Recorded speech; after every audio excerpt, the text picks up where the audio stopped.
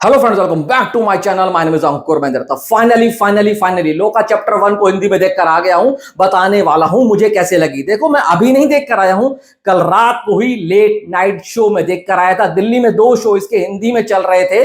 दोस्त का फोन आया, चलेगा? मैंने कहा भाई नेकी और पूछ पूछ। हमने गाड़ी उठाई और निकल पड़े। पर रात को आते आते मुझे 1:30 से 1:45 हो गए थे। तो मैंने कहा इस वक्त के ऊपर रिव्यू करना खतरे से खाली नहीं रहेगा। एक तो घर वालों को डांट सुननी पड़ेगी अलग, और दूसरा पब्लिक भी गालियां देगी, साला तेरे को यही वक्त मिला था रिव्यू करने का। तो मैंने कहा सुबह उठेंगे, नहाएंगे, धोएंगे और ताजा ताजा आपके लिए रिव्यू लेकर आएंगे।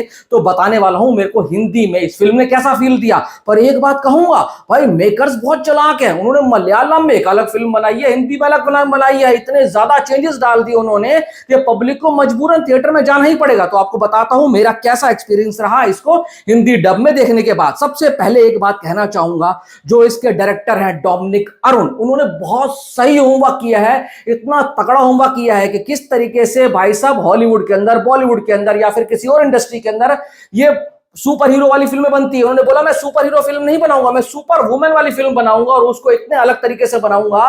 उन्होंने इतनी मेहनत करी, इतना होमवर्क करा है। 3 साल 4 साल जो लगाए हैं ना, उस मेहनत का फल, उस होमवर्क का फल आपको स्क्रीन के ऊपर दिखता है। एक बड़े कैनवास पे, एक बड़े भाई साहब लार्ज स्केल के ऊपर फिल्म को शूट किया गया है, वो भी मात्र 30 करोड़ के बजट में। इस फिल्म को अगर आप देख लोगे और आपके दिमाग में अगर बजट नहीं है ना, तो कोई नहीं कह सकता ये 150 से 200 करोड़ के कम बजट में बनी होगी। क्योंकि जिस हिसाब से कलर ग्रेडिंग है, जिस हिसाब से कलर कैमरा शॉट्स हैं, कैमरा एंगल है, उससे भी बड़ी बात मैंने मलयालम में रिव्यू किया था, फिर बोलूंगा कि यहां पर भी मुझे वही लाइटिंग का काम अट्रैक्ट करा। लाइटिंग इतना काम शानदार है कि भाई साहब एक एक चीज के ऊपर बहुत बारीकी से काम किया गया है। और उससे ऊपर भी अगर कुछ है तो वो है जैक्स बिजॉय का बीजीएम। ऐसा पंपिंग करता है, ऐसा पंपिंग करता है, आपका हार्ट भाई बहुत तेजी से भागता है। क्योंकि एक सीन को बीजीएम ही है जो एलिवेट करने का काम करता है। वैसे एक अच्छा सीन चल रहा है और एक प्लेन एक फ्लैट बीजीएम चल रहा हो ना, तो सीन में मजा नहीं आता। पर यहां पर जैक्स बिजॉय ने जिस तरीके से इसका बीजीएम डिजाइन किया है और उसका एग्जीक्यूशन तो बाप लेवल का है,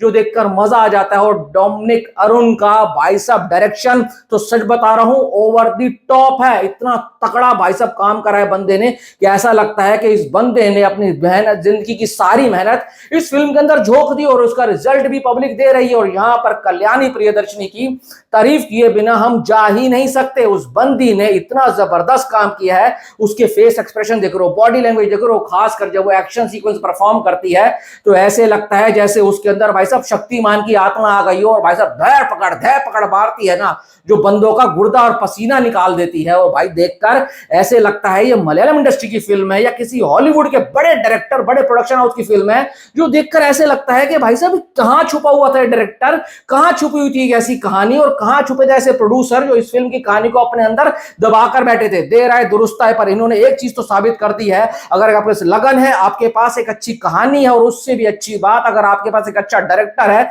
जो एक कहानी को ऊपर लेकर जा सकता है ना, तो फिल्म का बजट मैटर नहीं करता। और अब मुझे चेंजेस क्या लगे, देखो जब आप मलयालम में देखो विद सबटाइटल तो बहुत सी चीजें होती हैं जो आपको समझ नहीं आती हैं। कहने का मतलब है आपका दिमाग है सबटाइटल पर, दिल है आपका फिल्म के सिनेमैटिक चीजों के ऊपर, तो बहुत चीजें ट्रैवल होती होती आप तक बिछड़ जाती हैं। पर यहां पर दोनों को एक ही चीज में सिंक कर मैंने देखा और मुझे ऐसा लगा कि मैंने ये वो फिल्म देखी ही नहीं थी। मुझे इतने ज्यादा चेंजेस फील हुए और मैंने कहा भाई ये चीजें मैं मलयालम में जब देखने गया था मुझे फील क्यों नहीं हुई। अपनी लैंग्वेज में देखने का मजा ही अलग है। तभी कहा जाता है कि भाई साहब अपनी लैंग्वेज में लेकर और उसको देखकर और मजा आता है देखने में।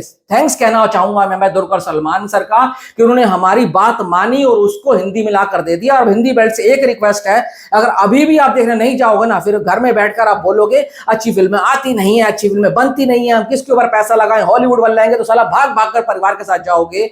ये अपनी मेक इन इंडिया फिल्म है। मेक इन इंडिया फिल्म को जाओ और देखो, और हॉलीवुड को पानी पिला दिया इस फिल्म ने। अब मैं इस फिल्म को स्टार देना चाहूंगा। हिंदी के अंदर डबिंग सॉलिड लगी, म्यूजिक बढ़िया लगा, camera shot, camera angle, everything was perfect.